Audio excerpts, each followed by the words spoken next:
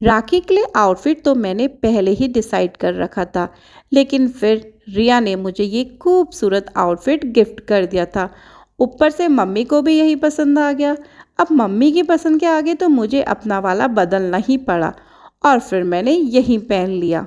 नहा धोकर तैयार हुई और बच्चे भी बागेश्वर से आ गए थे। काजल, डैडी और विशु। फिर शुरू हो गई मेरी राखी की तैयारियां।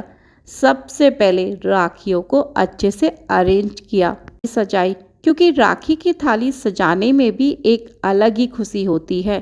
फिर बारी आई राखी बांधने की।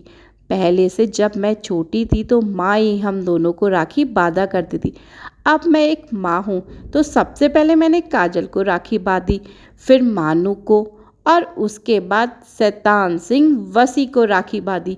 ये तो बहुत ज़्यादा एक्साइटेड है राखी के त्यौहार के लिए। फिर बांधी मैंने अपने भाई को राखी। उसकी तबीयत थोड़ी ठीक नहीं चल रही तो मैंने प्यार से उसे राखी बांधी और उसके लिए भगवान से अच्छे स्वास्थ्य की प्रार्थना भी की। आज पता नहीं क्यों भाई को राखी बांधते वक्त मेरी आंखों से आंसू आ रहे थे। जैसे तैसे आंसू रोके और फिर मन्नत ने वसी को राखी बांधी और फिर धीरे धीरे घर के सब ने एक दूसरे को प्यार वाली राखी बांधी। उस वक्त घर में जो हंसी मजाक और प्यार था ना, वही तो त्योहारों की असली खूबसूरती है। वैसे राखी मेरे लिए सिर्फ एक त्योहार नहीं, ये मुझे सीधा मेरे बचपन में ले जाती है, क्योंकि कुछ त्योहार ही ऐसे होते जिनमें मायके की याद सबसे ज़्यादा आती है। हर बेटी का शादी का बाद मन तो यही करता कि हर त्योहार मायके में ही मनाए, लेकिन ज़िंदगी में हर त्योहार मायके में मनाना कहाँ पॉसिबल होता है। इसीलिए जब राखी मायके में मनाने का मौका मिलता है ना, तो उसकी खुशी ही कुछ और होती है। फिर हम बाज़ार निकल गए थे क्योंकि मुझे अपनी ननद के घर भी जाना था।